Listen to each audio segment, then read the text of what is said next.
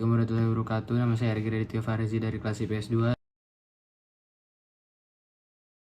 Yang pertama ada Budi Utomo. Latar belakang Budi Utomo, berdirinya organisasi ini tidak lepas dari peran Wahidin Sudirohusodo. Wahidin Sudirohusodo menyadari pendidikan merupakan kunci kemajuan bangsa Indonesia. Ia pun mempunyai keinginan menyebarluaskan pendidikan bagi bangsa Indonesia. Beliau kemudian menggalang dana pelajar atau studi funds guna membantu penyelenggaraan pendidikan bagi anak-anak yang memiliki kecakapan tetapi kurang mampu secara finansial. Pada tahun 1907, Wahidin Sudirohusodo berkunjung ke Stovia. Dalam kunjungannya tersebut ia menemui para pelajar Stovia dan menyampaikan pemikirannya. Pemikiran Wahidin Sudirohusodo mendapat sambutan positif dari para pelajar Stovia. Mereka sependapat menyadari buruknya nasib rakyat Indonesia di bawah penjajahan Belanda. Pemikiran Wahidin Sudirohusodo kemudian menginspirasi Sutomo bersama teman-temannya yang semahasiswa Stovia untuk membentuk organisasi Budi Utomo pada Mei 1908. Tujuan Budi Utomo. Yang pertama, tujuan didirikannya Budi Utomo adalah untuk menjamin kehidupan sebagai bangsa yang terhormat dan memperoleh kemajuan yang harmonis bagi nusa dan bangsa Jawa dan Madura. Fokus pergerakan Budi Utomo adalah dalam bidang pendidikan, pengajaran, dan kebudayaan. Tokoh Budi Utomo: 1. Sutomo, 2. Sudarji Tritonegoro, 3. Gunawan Mangkusumo, 4. Muhammad Sulaiman, 5. Gondo Suwarmo, 6. M. Suwarmo, 7. Raden Ongko Prasjorijo, 8. Muhammad Saleh, 9. Raden Mas Gumbrek. Peran dalam sejarah kelahiran Budi Utomo menjadi penanda terjadinya perubahan bentuk perjuangan dalam meraih kemerdekaan. Yang tadinya bersifat kedaerahan berubah sifat nasional dengan tujuan yang satu. Perjuangan mengusir penjajah yang awalnya hanya mengandalkan kekuatan fisik diganti dengan perjuangan baru yang mengutamakan kekuatan pemikiran. Maka Budi Utomo menjadi pelopor perjuangan dengan memanfaatkan kekuatan pemikiran. Karena ada organisasi-organisasi yang selanjutnya muncul di berbagai bidang, seperti Perhimpunan Indonesia, Sarekat Islam, Indies Party, dan lain-lain yang berkaitan dengan Budi Utomo. 2. Sarekat Islam. Latar belakang didirikannya SDI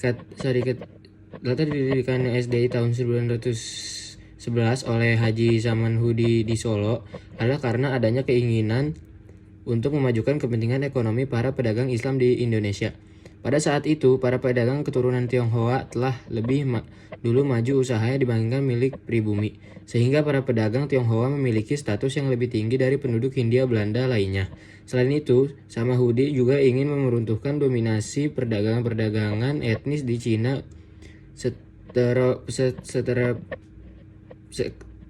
sektor perekonomian Indonesia. Sedangkan di posisi yang sama, orang Belanda mendapatkan gaji yang lebih tinggi dari pribumi. Dari kejadian tersebut, Douwes Dekker memiliki ide untuk mencetus Indische-Bond, sebuah organisasi yang dipimpin oleh orang-orang asli Hindia Belanda. Namun, organisasi tersebut tidak dapat berjalan dengan baik karena tidak mendapatkan dukungan yang cukup dari masyarakat. Selanjutnya pada tahun 1912, Douwes Dekker mengajak Cipto Mangkusumo dan Suwardi Suryaningrat mendirikan partai sendiri bersama Indies Party. Cipto dan Suwardi sendiri merupakan dua tokoh yang berasal dari asli Indonesia atau pribumi. Tujuan didirikannya Indies Party sendiri adalah agar terciptanya kerjasama antara orang Indo dengan pribumi putra. Tujuannya Indies Party untuk membangunkan patriotisme semua Indies atau bangsa Hindia terhadap tanah yang air telah memberi lapangan hidup kepada mereka. 2. Mendapat dorongan untuk bekerjasama atas dasar persamaan ketatanegaraan untuk memajukan tanah air. 3. Mempersiapkan kehidupan rakyat yang merdeka. Tokoh Indies Party. 1. Ada Douwes Dekker. 2. Ada Cipto Mangkusumo. 3. Ada Suwardi Suryadiningrat atau Ki Hajar Dewantara. Peran dalam sejarah mewujudkan kerjasama antar masyarakat Indonesia dengan bumi putra agar terjalin kedudukan yang lebih kuat. 2. Memperkuat ekonomi masyarakat Indonesia sehingga meningkatkan taraf kehidupan. 3. Membantu melakukan perdamaian hubungan antara masyarakat Indonesia dengan Bumi Putra, menyebarkan agar pro-Hindia pada masyarakat. Di bawah pimpinan Sumahudi, SDI berkembang pesat dan menjadi organisasi paling berpengaruh pada waktu itu. Pada 1912, di Surabaya, Cokroaminoto juga mendirikan organisasi yang sama. Cokroaminoto masuk organisasi Sarekat Islam bersama dengan Hasan Ali Soeharti. Cokroaminoto kemudian diberikan kepercayaan menjadi pimpinan baru dari Sarekat Dagang Islam. Ia pun mengubah nama organisasi tersebut menjadi Sarekat Islam. Perubahan nama tersebut bertujuan agar keanggotaan organisasi tidak hanya terbatas pada golongan pedagang namun juga terbuka bagi seluruh umat Islam di Indonesia.